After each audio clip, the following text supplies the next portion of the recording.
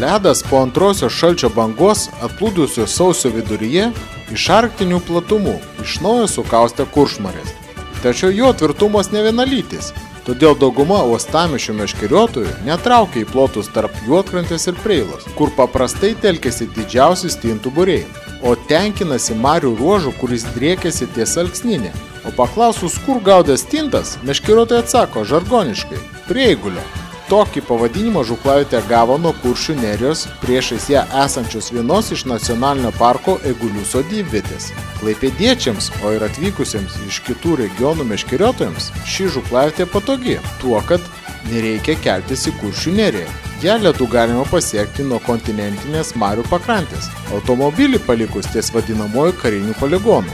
Stintos šiemet į mares pradėjo plūsti anksti, kol nebuvo ledo. Jas gaudė nuo krantinių jau gruodžio pradžioje, todėl galima prognozuoti, kad stintų yra atplaukę gausiai ir jos dabar laikosi viename farvateryje, nuo Kiaulės nugaros iki Juodkrantės ir Preilos.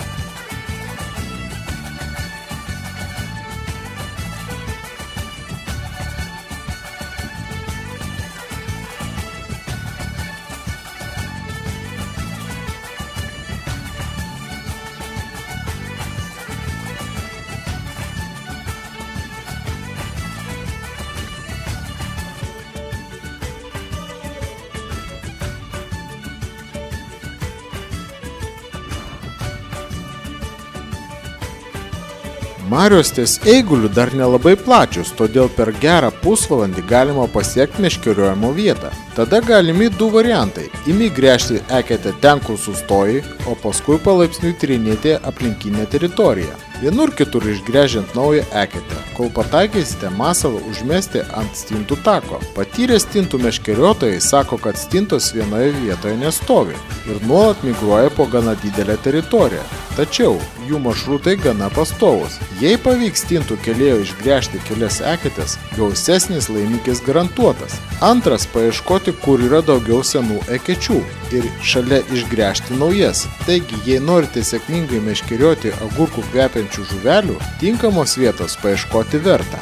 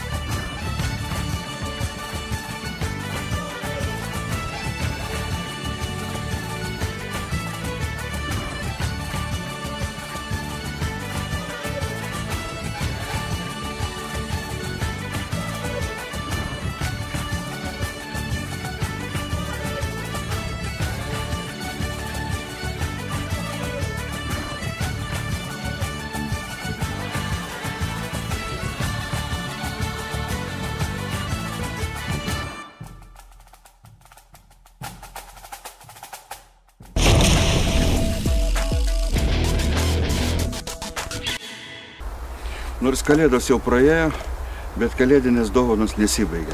Viena tokia kalėdinių dovanų, tai Romados parduotuvėse pasirodžiusi Daivos žieminė meškerė, pagaminta specialiai meškeriojant po ledu iš specialiai pritaikyto žemom temperatūrom anglies pluošto. Daiva Heartland Ice Rod. Jinai labai gražiai įpakuota, tikrai kaip kalėdinė dovana. Na, o trumpiau kalbant, jinai pasižymė ypatingomis savybėmis. Šitas meškerės yra dviejų rūšių. Vienas yra kietesnės, tai blizgiavimui, ešerių gaudymui. Kitos yra minkštesnės, na, sakykime, gaudymui didelėje gelmėje, meškeriojimui ežerinių stintų žeruose, kur reikia masalus nugramzdinti 20, 30, o kartais ir 40 metrų. Be to, kad Meškerė pagaminta iš ypatingo anglies pluošto, panaudoti specialūs lakai, atsparus žemom temperatūrom. Jinai dar yra apsodinta labai praktiškai žiedeliais. Jų įdėklai yra iš kieto metalo, todėl galima meškerioti pintų valu šitom meškerėlėm, bet svarbiausia, kad jie labai menkai te apšala. O jeigu dar juos prieš meškeriojimą patepsite, sakysim, kažkokiu tai antifrizu, tas antifrizas gali būti paprasčiausiai aliejai, riebalai, kurių turit po ranka, galite būti garantuotas, kad net ir 10-15 laipsnių šaltyje nuolat nereikės valyti žiedelių ir užsiimti žūklės laiką gaišinančiais darbais. Meškerės rankenėlė šilta, padaryta iš kamščio. Kamštis beje tikras, ne kamščio pakaitalas.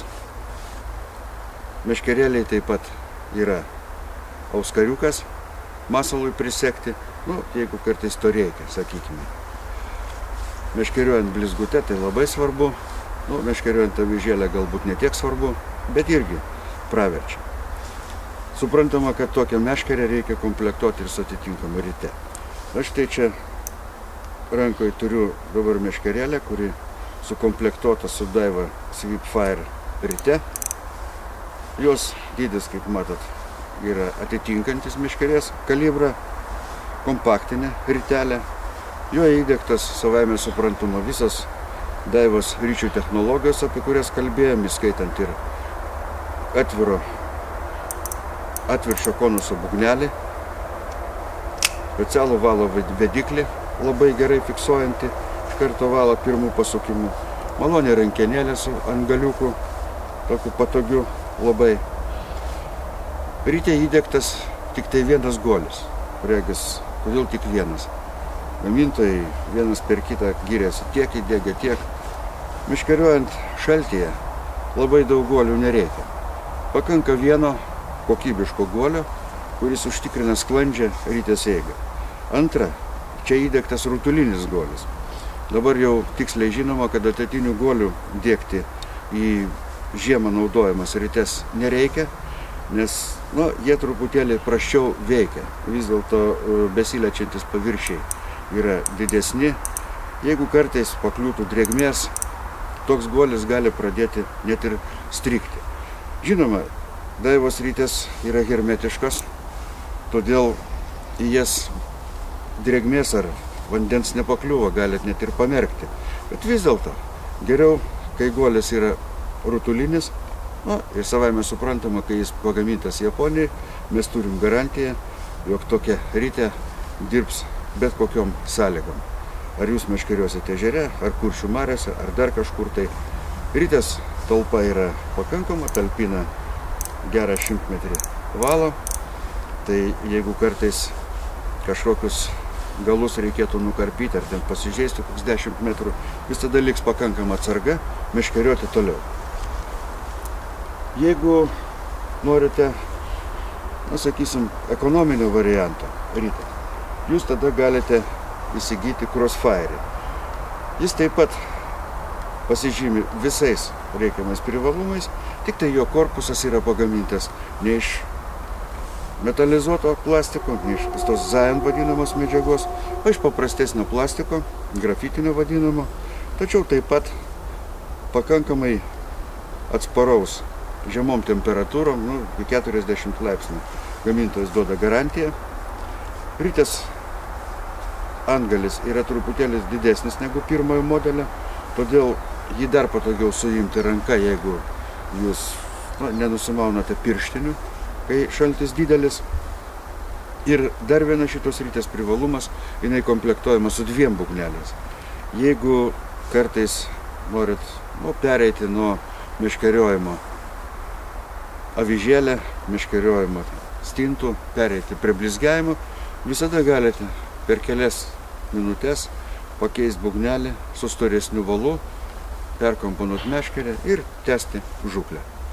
Taigi, tikrai kalėdinė dovana, Lietuvos meškeriotojams vertinantiems gerus įrankius, kuriuos galite rasti Romados parduotuvėse. Jūs žinot, kad Romada yra Daivos atstovas ir tik tai ten iš esmės galima matyti absoliučiai originalius įrankius, tame tarpe pagamintus ir Japonijos rinkai.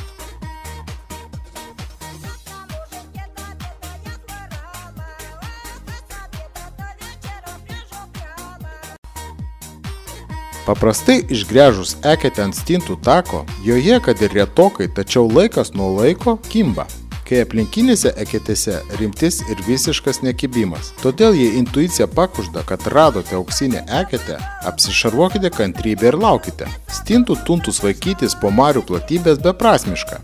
Daug geresnė taktika laukti jų pasirodymo prie kečių.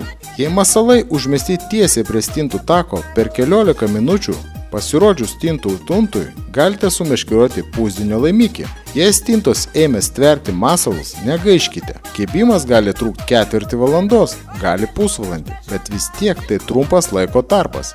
Ir jį reikia išnaudoti kaip įmanoma efektyviau.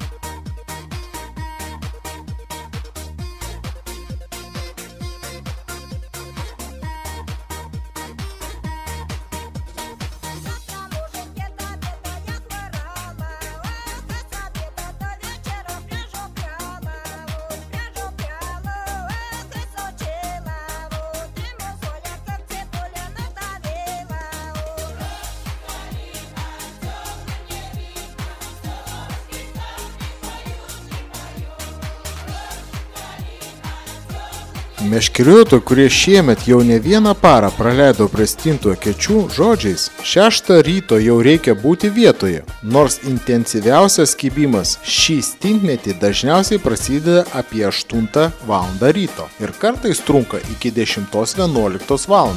Tačiau dažniausiai jis būna kiek trumpesnis. Po to stintos pradeda kibti epizodiškai ir labai atsargiai, tikra to žodžio prasme. Meškeriotojai turi klupoti prie meškerėlių, kad sargelių virptelius galėtų akimirksniu pakirsti. Šiam atveju standartinė stacionari stintų meškeriojimo meškerėlė ant kojelių nebetinka. Reikalingas jautresnis įrankis, toks kaip šių metų sezonui Škotijoje pagamintos Daiva meškerėlės su kietmetalio žiedelis. Jos įvairaus lankstumo. Stintų meškeriojimo geriausiai tinka vidutinio liaunumo meškerėlės.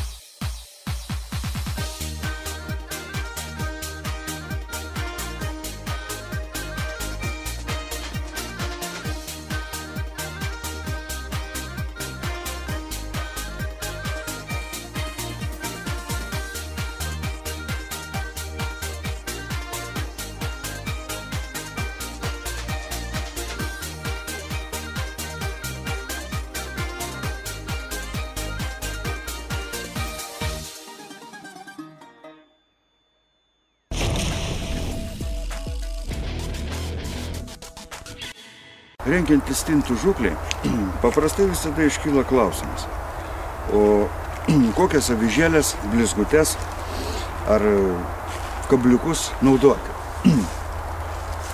Žinoma, galima juos sukomponuoti pačiam, naudojantis štai va tokiais švytinčiais rutuliukais, karoliukais, kurios tiesiog užveria ant kabliuko aukščiau valo, bet paprastai šitas variantas yra naudojamas tada, kai nėra ledo ir meškeriojama, įprastom vasariniam meškeriam, pavadinkim šitaip, nuo krantinės arba nuo kranto kažkur tai. Jeigu gaudom po ledu stintas, reikia turėti vis tik tai tam tikrą montažą, susidedantį iš 3, 4, kartais 6 avižėlių, bet optimalus variantas tikriausiai šiandien yra 4 avižėlės. Štai va toks rinkinukas, sakysim. Ir jeigu jūs neturit laiko komponuoti, neturit laiko parinkti kažkokius masalus, galiausiai jums reikės ilgai galvoti, galima nusipirkti štai tokį daiktą, kuris yra jau paruoštas. Aromatos parduotuvėse jūs galite gauti tokį montažą, jis yra visiškai paruoštas meškerioti, galite jį prisekti prie pagrindinio valo namie, galite prisekti žūklavietėje, o svarbiausia, kad tie deriniai yra parengti pagal patyrusius, sakysim, stintų meškeriotojų rekomendacijas. O čia toksai rinkinukas, apniukusiam orui, pavadinkim, kada po ledu yra mažai šviesos, tai švytinčios ryškios avižėlės. Jeigu oras yra giedresnis, reikia labiau įvairiaspalvių avižėlių. Vėlgi toks pat rinkinukas, sukomponuotas iš patirties kai kurių meškeriotojų, irgi pravers. Drumstam vandeniui, sakysim, spalvingos avižėlės labai praverčia. Žinoma, pasakyti, kuris variantas tą dieną bus geriausias montažo, labai sunku. Turėti reikia tikrai ne vieną, keletą variantų. Tai rodau dar vienas iš variantų, kuris gali būti sėkmingas ir drumstų vandeniu, ir tamsią dieną. O štai čia tikrai giedram orui skirtas variantas. Todėl aš siūlau turėti keletą variantų, to labiau, kad jūs meškeriosit tikrai ne vieną meškerį, o keliom, pabandysit 3-4 montažus, su galima išsirinkti tą, kuris yra pats toksai kibiausias. Jeigu meškerioja didelė gelmė, galima naudoti, sakysim, ir štai tokius variantus, kuriuos naudoja europiečiai meškeriotojai. Tai yra savotiška muselė su karoliuku užvertu. Tie pavadėliai tvirtinami irgi prie pagrindinio valo ir sukomponuojat tokį daiktą, kuris yra jums reikalingas. Kaip žinot, galima meškerioti vien tik avižėlę, efektas kartais būna. Ir plikų kabliukų. Bet paprastai ant kabliuko yra veriamas masalas. Vis dėlto stintom tas dalykas veikia gerai. Kad geriau kibtų, nuolat reikia masalą keisti. Patyrę meškeriotojai sako, šviežia žuvienos ar kažkokio kitokio masalo porcija visada duoda geresnį efektą. Kodėl? Todėl, kad jis skleidžia vadinį aromatą. Stintos savaime suprantama jį junta, ir žinoma priplaukia prie masalo. Kad tas aromatas išsilaikytų ilgiau, arba kad jisai būtų dar stipresnis ir kad nereikėtų nuolat keisti masalo, nes stintos nežiūri, kad kabliukas kyšo iš stintienos gabaliuko. Jos stveria jį vis tiek godžiai, užtikrintai, jeigu tas daiktas jums atrodo apetitiškas. Siūlau pasinaudoti tokiu dalyku, kuris vadinasi aromatiniai aliejai. O čia turiu rankoje krevetę kvepiantį aromatinį aliejų. Kvapas stintom labai patinka. Nemažiau jom patinka ir silkės kvapas, skumbrės. Jo tiesiog papurškiami prieš užmetant visi masalai. Tai labai paprasta padaryti, to labiau, kad aliejus yra patogioj pakotėj, kaip purškalas. Paspaudėt 1, 2, 3, 4 porciją, užmetėt. Uždarėt, įsidėjot į kišenę, pastatėt ant ledo. Buteliukas minkštas, nesuduš, naudojasi labai taupiai ir to dalyko jums užteks ne vienam sezonui. O kad jisai garantuotai pasustiprina kibimą, to tikrai yra įsitikinę daugelis meškeriotojų, kad šitos kvapus jau naudoja. Meškeriojant žiemą vienas svarbiausių dalykų yra meškeriojimo ekipuotės arba meškeriotojo bagažo masė. Kuo mažiau sveria tai, ką jūs nešatės su savim ant ledo, tuo smagesnis yra meškeriojimas. Tačiau suprantama, kad plastiko žukladėžės praktiškai jau išstūmė metalinės žukladėžės, kurios yra daug sunkesnės, apledėja, prastai išsivalo ir turi dar aibę visokių tokių smulkių trūkumų. Kita vertus, svarbus yra ne tik tai žukladėžės svoris, bet ir jos funkcionalumas. Aš rankose čia turiu Aquatech kompanijos tokią minimalistinę žukladėžę, kurios tūrio užtenka termosui, laimikiui, sumuštiniams, ir atsarginiam meškerėliam. Kuo ji labai patogi? To, kad visą laiką nereikia atidarinėti žukladėžės, kai reikia įsidėti laimikį. Štai tokį dangtelį atidarėte, atsiranda skylutė, pro kurią į vidų metamas laimikis. Grožio dėlį jį galima papuošti tokiu gamintojo siūlomų variantų, apvadų ir viskas tvarkoja. Šitą žukladėžę susideda iš vieno didelio skyriaus, kuris uždengiamas dangteliu, ant kurio, kaip matot, galima susidėti meškeriojimo įrankius. Bet, kaip jau minėjau, tai ne viskas. Žukladėžės tūris labai padidėja, jeigu jūs naudosite štai tokius meškerių laikiklius, kurie tvirtinami žukladėžės šono, jau einant ant ledo prisitvirtinat, šiame iš bagažinės. Štai čia patogu susidėti. Ledsamti, atsarginės meškerėlės, jos labai tvarkingai čia būna. Antra, nereikia vėlgi atidarinėti žukladėžės, norint kažką įsitraukti. Po žuklės labai lengvai šitas daiktas išsiplauna, nukabinat, įdedat į žukladėžę, pačią žukladėžę išplovėt, viskas tvarkoja. Ir tai dar ne viskas. Štai čia yra dėžutės, kurios skirtos susidėti avižėlėms. Viena iš jų. Kita dėžutė skirta atsarginiam valam, dar kažkam tai toks skirelis. Taip, kad jeigu jūs turėsite tokią žukladėžę, aš manau, kad jūsų poreikiai visada bus normaliai patenkinti, o žukladėžę jūs galėsit naudoti ne vienerius metus, nes pagaminta iš gero plastiko, kuris, manau, laikys 5 sezonų garantuotai.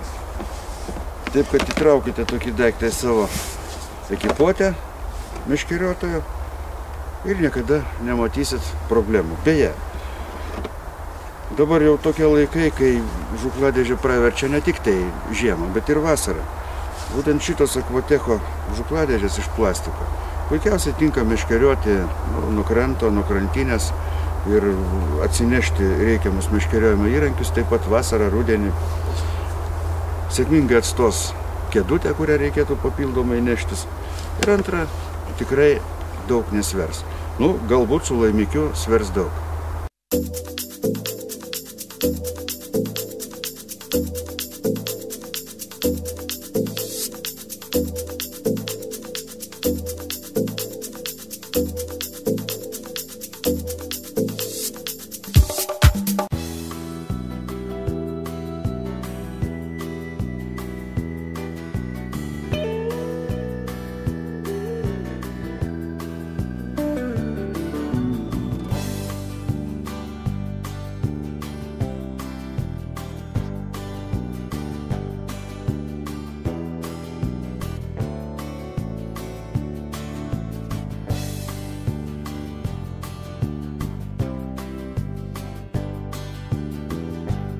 toks atidos ir susikaupimo reikalaujantis meškeriojimas trunka paprastai iki pavakarės, tačiau apie 1 dienos labai sustiprėjo vėjas, todėl nemažai meškeriotojų tenkinasi rytiniu kibimu, o prieš pietus traukia atgal į krantą. Kantriausiai turi pasistatę palapines, kurios tampa puikia užuovėja. Dažnai palapinių savininkai lieka meškerioti per naktį, nes jau ne vieną sezoną stintos ypač gerai kibdavo būtent tamsiuoju paros metu. Tačiau šiemet situacija kiek kitokia. Naktį kibimas taip pat epizodiškas, tačiau paryčiais pasitaiko aktyvaus kibimo pliūpsnių. Štai dėl tų laimės valandėlių ir liekame budėti ant ledo per naktį.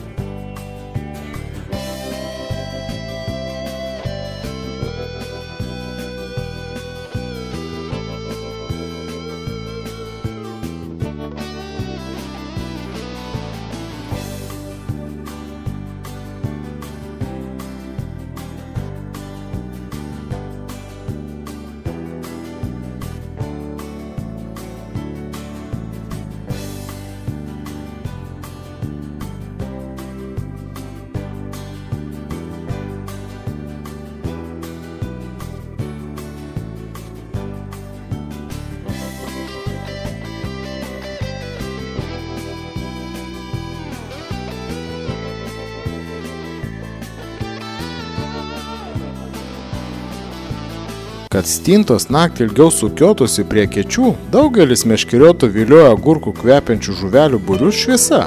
Nuo ledo nuvalomas sniegas, prie kečių pastatoma pora uždegtų žibintų, skleidžiančių vadinamą dienos šviesą. Tokius žibintų su neoninė įvairaus stiprumo šviesa skleidžiančias lempas galite rasti visose Romados parduotuvėse. Jų šviesa skverbiasi po ledu ir toje vietoje vandenyje atsiranda švytinti aureolė. Tokie efektai žadina stintų smalsumą. Pastaruoju metu meškeriotojai sako, kad stinta ima mažiau domėti šviesos efektais. Taip yra turbūt todėl, kad naktį visose žuklavietėse įsižibė 10 žibintų ir stintos prie šio dalyko paprasčiausiai pripranta ir ima nebereaguoti į jį. Todėl, kad efektas būtų didesnis, naktį meškeriotojai naudoja meškerėlės su švyčiančiomis avižėlėmis, o virš jų ant valo dar veria švyčiančius fosforinius kormoran karoliukus.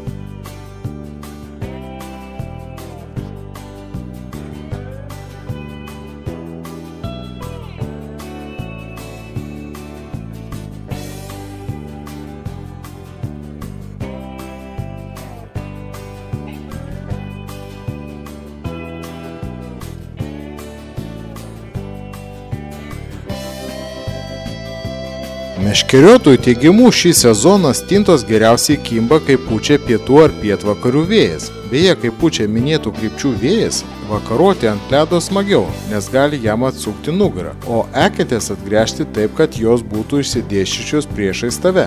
Tokioje padėtyje marių tėkmė srūva tiesiai nuo meškeriotojo tolyn, todėl meškerėlių montažai niekada nesusipainioja, o tikimybė, kad stintus aptiks masalas, didesnė.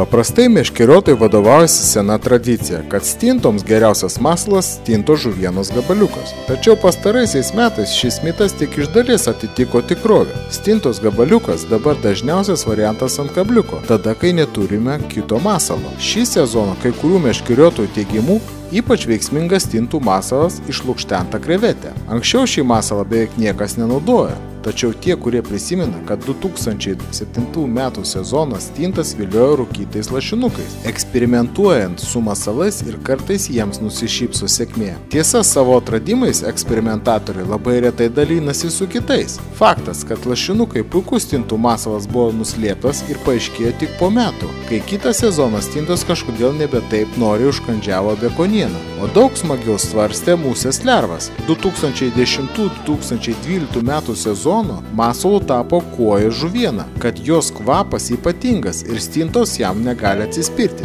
Šiemet taipogi daugelis meškeriotojų naudoja šį masalą, bet pastebi, kad jo veiksmingumas vis tik priblėso. Tarp stintų meškeriotojų aistruolių sklando gandas, kad šį sezoną stintos geriausiai kimba, kai ant kabliuko skumbrės gabalėlis. Beje, tuo įsitikino iš dviejų žinių ekspertai, filmuojant stintų meškeriojimo kadrus, kuriuos čia pateikėme. Daugiau stintų sumeškeriojame būtent skumbrės gabalėliais, kaip yra iš tikrųjų.